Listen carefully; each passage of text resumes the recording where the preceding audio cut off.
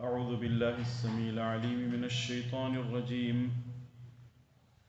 من همزه ونفخه ونفثه هو الذي أنزل عليك الكتاب منه آيات محكمات هن الكتاب وأخر متشابهات فأما الذين في قلوبهم زيغ فيتبعون ما تشابه منه ابتغاء الفتنة وابتغاء تأويله وما يعلم تأويله إلا الله والراسخون في العلم يقولون آمنا به كل من عند ربنا وما يذكر إلا أولو الألباب ربنا لا تزغ قلوبنا بعد إذ هديتنا وهب لنا من لدنك رحمة إنك أنت الوهاب.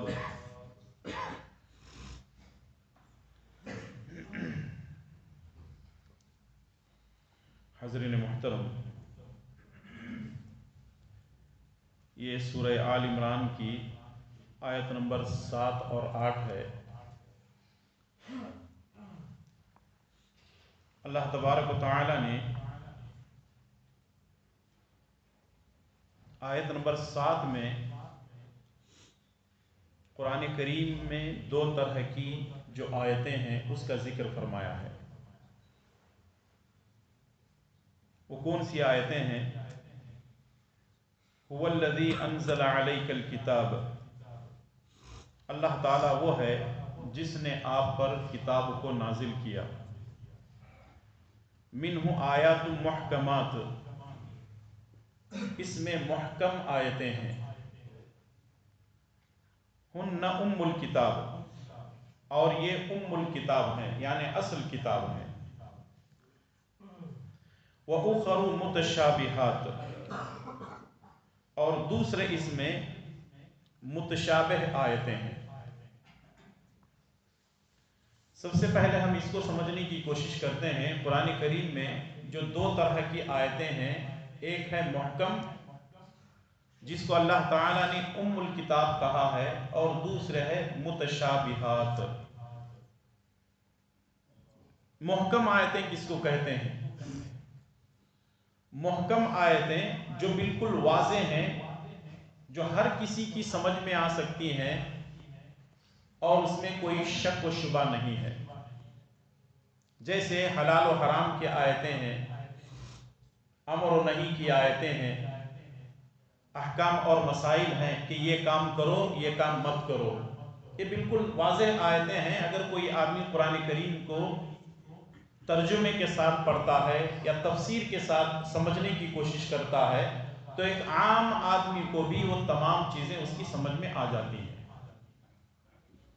اللہ نے فرمایا ہن الکتاب، یہ الکتاب ہیں، اور دوسرے نمبر پر ہیں وَأُخَرُ مُتَشَابِهَاتٌ۔ قرآن کریم کے اندر دوسری جو آیتیں ہیں وہ متشابہات ہیں۔ متشابہات کس کو کہتے ہیں؟ ایسی آیتیں جو ہماری سمجھ سے بالکل بالا تر ہیں۔ انسان کی عقل کا ایک محور ہے، ہماری جو سوچ ہے، ہماری جو سمجھ ہے وہ بالکل محدود ہے، لیمیٹڈ ہے، اور اللہ تبارک و تعالیٰ کا جو علم ہے وہ لامحدود ہے، وہ ان لمٹ ہے۔ کبھی کبھی انسان قرآن کریم کی آیتوں کو پڑھتا ہے، سمجھنے کی کوشش کرتا ہے، کچھ چیزیں اس کی سمجھ میں آ جاتی ہیں، اور کچھ چیزیں ایسی ہیں جو متشابہ ہیں جو ہماری سمجھ میں نہیں آتی۔ مثال کے طور پر آپ نے دیکھا ہوگا چند سورتوں سے پہلے، جیسے اسی سورہ آل عمران کو لے لیں، لکھا ہوا ہے الف لام میم یاسین حامیم کاف ہا یا عین صاد، سورتوں کی شروع میں ہوتے ہیں، اس کو حروف مقطعات کہتے ہیں۔ اہل علم نے کسی بھی تفسیر کو آپ اٹھا کر کے دیکھ لیں، اس کا ترجمہ کسی نے بیان نہیں کیا، کہتے ہیں کہ یہ حروف مقطعات ہیں، اس کا علم صرف اور صرف اللہ تعالیٰ جانتا ہے۔ اب جن لوگوں کو محکم آیتوں سے دل نہیں بھرتا تو وہ کیا کرتے ہیں، متشابہ آیات کو لیتے ہیں اور لے کر کے اپنے انداز سے نت نئی تعویلیں کرنا شروع کر دیتے ہیں، جبکہ یہ سراسر غلط ہے۔ کتب تفاسیر میں اور احادیث کی کتابوں کے اندر یہ بات موجود ہے، کسرا کے کچھ لوگ رسول اللہ صلی اللہ علیہ وسلم کے پاس تشریف لائے اور انہوں نے رسول اللہ صلی اللہ علیہ وسلم سے سوال کرنا شروع کیا کہ عیسیٰ علیہ السلام اللہ تعالیٰ کے نبی نہیں ہیں، اللہ تبارک و تعالیٰ کے رسول نہیں ہیں، نعوذ باللہ ثم نعوذ باللہ عیسیٰ علیہ السلام اللہ تبارک و تعالیٰ کے بیٹے ہیں۔ رسول اللہ صلی اللہ علیہ وسلم نے پوچھا تمہارے پاس دلیل کیا ہے؟ تو وہ جو وفد آیا ہوا تھا اس میں پڑھے لکھے لوگ بھی تھے، انہوں نے کہا تمہارے قرآن کے اندر موجود ہے۔ کہا کون سی آیتیں موجود ہیں؟ کہا کہ کلمۃ اللہ، اللہ تعالیٰ کا کلمہ۔ تو ظاہر سی بات ہے اللہ کا کلمہ اسی کو نصیب ہوتا ہے جو اس کے ساتھ میں پیدا ہوا ہے، اسی لیے جو ہے عیسیٰ علیہ السلام اللہ تعالیٰ کے بیٹے ہیں۔ دوسری دلیل انہوں نے دی روح من اللہ، اللہ تبارک و تعالیٰ کی روح میں سے ہے، یعنی وہ اللہ کا ایک حصہ ہے، یعنی وہ اللہ کا بیٹا ہے۔ دیکھیں آپ انہوں نے کس طریقے سے قرآن کریم کی متشابہ آیتوں کو اپنے مطلب کے لیے، اپنے مقصد کے لیے استعمال کیا۔ کلمۃ اللہ کا مطلب کیا ہے؟ کلمۃ اللہ کا مطلب ہے اللہ تبارک و تعالیٰ جب کسی کام کے کرنے کو کہتا ہے تو حکم دیتا ہے کن فیکون، تو وہ چیز ہو جاتی ہے، یہ کلمہ ہے کن۔ اور اللہ تعالیٰ نے عیسیٰ علیہ السلام کو کس سے پیدا کیا؟ لفظ کن سے پیدا کیا۔ روح من، اللہ تبارک و تعالیٰ نے خود عیسیٰ علیہ السلام کے جسم کے اندر روح ڈالی ہے۔ روح من اللہ، یہ اللہ کی روح نہیں ہے کہ اس سے اللہ تبارک و تعالیٰ سے جو ہے اولاد پیدا ہوئی۔ اچھا ذرا سوچیں اور غور کریں، کلمۃ اللہ اور روح من اللہ، ان دو چیزوں کو لے کر وہ عیسائی بحث کر رہے ہیں، لیکن قرآن کریم کے اندر واضح آیتیں ہیں کہ حضرت عیسیٰ علیہ السلام اللہ کے بندے ہیں۔ عیسیٰ علیہ السلام کھاتے اور پیتے تھے، عیسیٰ علیہ السلام زندگی گزارتے تھے، عیسیٰ علیہ السلام اللہ کے نبی ہیں، اللہ کے رسول ہیں۔ یہ واضح آیتوں کو چھوڑ دیتے ہیں جو کہ محکم آیتیں ہیں، سمجھ میں آتی ہیں، ان کو چھوڑ کر کے کس کے پیچھے پڑے ہوئے ہیں؟ متشابہ آیتوں کے پیچھے پڑے ہوئے ہیں۔ تو اس کا مطلب یہ ہے کہ لوگوں کو محکم آیتوں سے کوئی لینا دینا نہیں ہے، متشابہ آیتوں کے پیچھے پڑ جاتے ہیں۔ اللہ کہتا ہے کہ نماز پڑھو، نماز نہیں پڑھتے ہیں، روزہ رکھو، روزہ نہیں کرتے ہیں، روزہ نہیں رکھتے ہیں۔ اللہ کہتا ہے کہ فلاں فلاں کام کرو، بالکل محکم آیتیں جو کہ ام الکتاب ہیں اس پر عمل کرنے کے لیے تیار نہیں، متشابہ آیتوں کے پیچھے پڑ جاتے ہیں۔ جیسے قرآن کریم کے اندر ایک دوسری آیتیں ہیں، جبکہ یہ آیت 4 جگہ قرآن کریم کے اندر موجود ہے۔ الرحمن علی العرش استوى، رحمان عرش پر مستوی ہے۔ اب کچھ لوگوں نے اس کا اردو میں ترجمہ کیا جو کہ سراسر غلط ہے۔ رحمان عرش پر بیٹھ گیا، کسی نے ترجمہ کیا رحمان عرش پر براجمان ہو گیا، کسی نے لکھا جلوہ افروز ہو گیا۔ یہ میں اپنے طرف سے نہیں کر رہا ہوں، کتب تفاسیر کے اندر موجود ہے، اور مولانا مودودی صاحب نے بھی جو ہے ان کو بھی اس کے اندر جو ہے بہت ساری چیزیں شبہ ہوئی اور انہوں نے بھی بہت ساری تعبیریں اس کی ہیں۔ جبکہ استوا کے بارے میں وہی ترجمہ یا وہی مفہوم، وہی معنی ہم کو پیش کرنا ہے جس کو اللہ تعالیٰ نے قرآن کریم کے اندر پیش کیا ہے، اس کی مکمل طور پر تعریف اللہ کے پیارے نبی جناب محمد رسول اللہ صلی اللہ علیہ وسلم نے بیان فرمایا۔ الرحمن علی العرش استوى، رحمان عرش پر مستوی ہے۔ جیسے امام مالک رحمۃ اللہ علیہ کے پاس ایک آدمی آیا، کہنے لگا کہ یہ آیت میری سمجھ میں نہیں آ رہی ہے، الرحمن علی العرش استوى، اللہ عرش پر مستوی ہے۔ اس نے سوال کیا اللہ تعالی یعنی رحمان عرش پر کیسے مستوی ہے؟ تو ایک تاریخی جملہ امام مالک رحمۃ اللہ علیہ بیان فرماتے ہیں، کیا کہتے ہیں؟ الاستواء معلوم کہ استوا معلوم ہے، والکیف مجہول، وہ کیسے استوا ہے اس کی کیفیت مجہول ہے، مجہول یعنی ہم کو معلوم نہیں ہے، والایمان بہ واجب، اس پر ایمان لانا واجب ہے، والسؤال عنہ بدع، اور اس کے بارے میں سوال کرنا بدعت ہے۔ ایک روایت میں یہ ہے کہ امام مالک رحمۃ اللہ علیہ فرماتے ہیں کہ تم نے غلط سوال مجھ سے کیا ہے، میری مجلس سے نکل جاؤ کیونکہ تم بدعتی ہو۔ ذرا دیکھیں امام مالک رحمۃ اللہ علیہ کس طریقے سے اس کے ساتھ رویہ اختیار کرتے ہیں۔ استوا معلوم ہے، کیفیت مجہول ہے، ایمان اس پر واجب ہے، اور ایسا سوال کرنا بدعت ہے۔ تو معلوم کیا ہوا، جو محکم آیتیں ہیں اس پر عمل کرنا ہے، جو متشابہ آیتیں ہیں ان کے پیچھے بھاگ دوڑ کرنا ہے، سر کو کھپانا نہیں ہے۔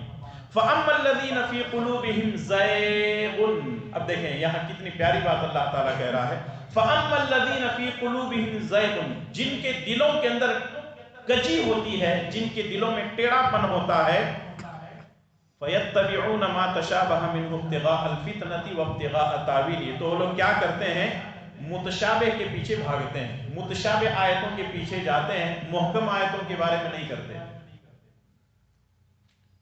یہ تو صرف اللہ تبارک و تعالیٰ نے یہودیوں اور عیسائیوں کے بارے میں بیان کی نا، مسلمانوں کے اندر بھی کچھ ایسے لوگ ہیں جو صرف متشابہ آیتوں پر بحث کرتے ہیں، محکم آیتوں پر بس جو ہے بحث نہیں کرتے ہیں، اور وہ بڑے بڑے یوٹیوبر ہیں، 10x10 کے کمرے میں بیٹھے ہوئے ہیں، وہ ساری دنیا کو بیوقوف بنا رہے ہیں، محکم پہ کبھی بات نہیں کرتے، متشابہ پہ بات کرتے ہیں، پتہ نہیں کن کن چیزوں کو لے کر کے بیٹھ جاتے ہیں، نبی صلی اللہ علیہ وسلم اس زمانے میں ویسا ہوا تھا، وہ ہوا تھا، یہ ہوا تھا، فلاں ہوا تھا، اور پھر کبھی حضرت علی رضی اللہ تعالیٰ عنہ حضرت عائشہ کی جنگ، یعنی یہ ایسی ایسی چیزوں کو اٹھاتے ہیں جس کا کوئی سر پر نہیں ہے، اور اس کو جاننے کی ہمیں ضرورت بھی نہیں ہے، صرف اور اس پر جو ہے تاریخی وہ چیزیں ہیں، ان چیزوں کو بس ماننا ہے، اس پر عمل کرنے کی ضرورت نہیں ہے۔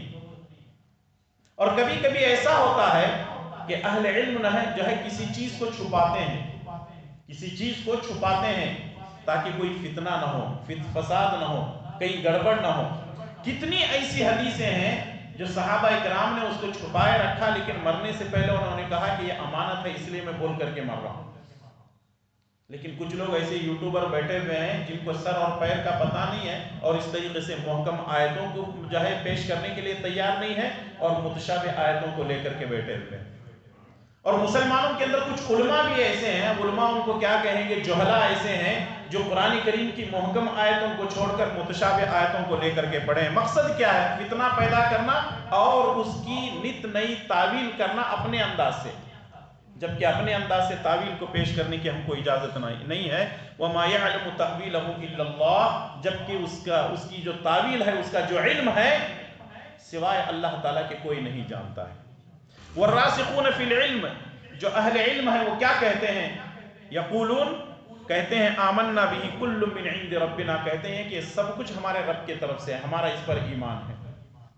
وما يذکر الا اولو الالباب، اور پھر اس کے بعد دعا بھی کرتے ہیں، ربنا لا تزغ قلوبنا بعد اذ ہدیتنا وہب لنا من لدنک رحمہ انک انت الوہاب، یہ ہمیشہ دعا کرتے رہتے ہیں۔ اصل جو بات آپ کے سامنے پیش کرنی ہے ان دونوں آیتوں کے ذریعے سے، وہ یہی ہے کہ قرآن کریم کے اندر جو آیتیں محکم ہیں، ان محکم آیتوں کو سمجھنا ہے، اس پر عمل کرنا ہے، متشابہ آیتوں کے پیچھے پڑنا نہیں ہے، اور متشابہ آیتوں کے پیچھے وہی پڑتا ہے جو فتنہ پرور ہے، اور انہی آیتوں کی وہ تعبیر بھی کرتا ہے، اور ایسے لوگ گمراہ ہو گئے ہیں، ایسے لوگ گمراہ ہو گئے ہیں۔ کبھی قرآن کریم کی کوئی آیت ان کی سمجھ میں نہیں آتی ہے، یا کوئی حدیث سمجھ میں نہیں آتی ہے، تو کہتے ہیں کہ یہ میرے دماغ میں نہیں آ رہی ہے، میری عقل میں فٹ نہیں ہو رہی ہے۔ وہ قرآن کی کسی آیت کا انکار کرتے ہیں، کسی حکم کا انکار کرتے ہیں، اور پیارے نبی صلی اللہ علیہ وسلم کی کسی حدیث کا انکار کرتے ہیں۔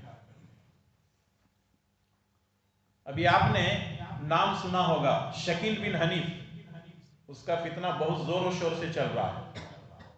یہ لوگ ہبلی میں آئے ہوئے تھے، ان کی باقاعدہ ٹیم ہے، مردوں میں مرد کام کرتے ہیں، عورتوں میں عورتیں کام کر رہی ہیں، اور ان کو ذرہ برابر بھی کوئی ڈر اور خوف نہیں ہے، کیونکہ ان کو معلوم ہے مسلمان ہمارا کچھ نہیں بگاڑ سکتے، کیونکہ سارے کے سارے بیوقوف ہیں، کیونکہ لوگوں کو علم نہیں ہے دین کے بارے میں، اور وہ اس طریقے سے اپنا الو سیدھا کرنے کے لیے لوگوں کو بیوقوف بنا رہے ہیں۔ وہ محمد الرسول اللہ صلی اللہ علیہ وسلم کو آخری نبی نہیں مانتے ہیں، آخری نبی نہیں مانتے، اور اپنے انداز سے جو ہے وہ حدیثوں کو تعویل کر رہے ہیں، اور اس طریقے سے جو ہے مسلمان ان کے پیچھے جا رہے ہیں، اور ایک بہت بڑا طبقہ ان کے پیچھے جا رہا ہے۔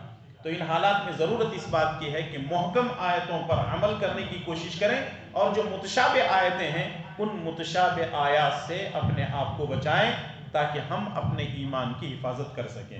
ہاں، اس کا مطلب یہ بھی نہیں ہے کہ مولانا آپ جو بول دیے وہ حرف آخر نہیں۔ دیکھیں، کوئی بھی چیز اگر آپ کو سمجھ میں نہیں آ رہی ہے، قرآن کی کوئی آیت سمجھ میں نہیں آ رہی ہے، کوئی حکم سمجھ میں نہیں آ رہا ہے، یا رسول اللہ صلی اللہ علیہ وسلم کی جو ہے کوئی حدیث سمجھ میں نہیں آ رہی ہے، اہل علم کی طرف رجوع کریں۔ فاسألوا اہل الذکر ان کنتم لا تعلمون۔ اگر آپ کو معلوم نہیں ہے یا آپ کو کوئی بات سمجھ میں نہیں آ رہی ہے تو آپ آ کر کے جو ہے اہل علم سے پوچھیں، کیونکہ رسول اللہ صلی اللہ علیہ وسلم کے پاس بہت سارے صحابہ کرام نے سوالات کیے کہ اللہ کے نبی یہ بات ہماری سمجھ میں نہیں آ رہی ہے۔ جیسے ایک صحابی قرآن کے آیتوں کو کیا کرتے ہیں کہ سحری اس وقت کرو جب کالے اور سفید کے اندر فرق محسوس ہونے لگے، تو ایک صحابی کیا کرتے ہیں، 2 دھاگے لیتے ہیں، ایک کالا اور ایک سفید، اپنے تکیے کے نیچے رکھ لیتے ہیں۔ جب صبح دیکھنے لگتے ہیں، اٹھتے ہیں کہ کالا جو ہے وہ سفید ظاہر ہو جائے کالے سے، دیکھتے ہیں کہ سمجھ میں نہیں آتا، صبح میں اٹھ کر اللہ کے نبی سے کہتے ہیں اللہ کے نبی صلی اللہ علیہ وسلم یہ آیت میری سمجھ میں نہیں آئی، قرآن کی وہ آیت کے مطابق میں 2 دھاگے اپنے تکیے کے نیچے رکھ لیا، ایک سفید دھاگا اور ایک کالا دھاگا۔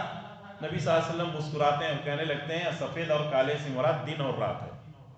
اب اگر کوئی آدمی ان کی سمجھ میں نہیں آئے، انہوں نے ویسے اس کو سمجھا، نبی صلی اللہ علیہ وسلم نے اس کی وضاحت کی، ویسے ہی قرآن کی بہت سی آیتیں جو ہماری سمجھ میں نہیں آتی ہیں، پلے نہیں پڑتی ہیں، جیسے خود ہمارے ساتھ ایسا مسئلہ پیش آتا ہے کہ ہم 1 نہیں 2 نہیں 5 نہیں 10 نہیں 15 تفسیریں دیکھ لیتے ہیں، لیکن پھر بھی ہماری سمجھ میں نہیں آتی، تو ہم لوگ کیا کرتے ہیں، اپنے استاد کی طرف رجوع کرتے ہیں، اپنے سے بڑے کی طرف رجوع کرتے ہیں۔ اس لیے ضرورت اس بات کی ہے کہ کبھی بھی کسی مسئلے کے اندر بحث کرنا ہو تو انہی مسائل پر آپ بھی بحث کریں جس کے بارے میں آپ کو جانکاری ہے۔ اگر کوئی آدمی الٹی سیدھی بحث کرتا ہے تو ان سے کہنا مجھے اس کے بارے میں معلوم نہیں، چلو اہل علم سے ہم بات کرتے ہیں، تو تب جا کر کے ہم خود بھی محفوظ رہیں گے، فتنے سے بچیں گے، اور فتنوں سے بچنا آج کے زمانے میں بہت ضروری ہے، کیونکہ آج فتنے اتنے جنم لے چکے ہیں جس کی کوئی حد نہیں ہے۔ اللہ تبارک و تعالیٰ سے دعا کیجئے کہ رب العالمین مجھے اور آپ تمام کو ہر قسم کے فتنوں سے محفوظ فرمائے، اور ہم تمام کو محکم آیتوں پر عمل کرنے اور متشابہ آیتوں سے بچنے کی توفیق عطا فرمائے۔ آمین۔ صلی اللہ علی نبینا محمد وعلی آلہ وصحبہ اجمعین۔ السلام علیکم ورحمۃ اللہ وبرکاتہ۔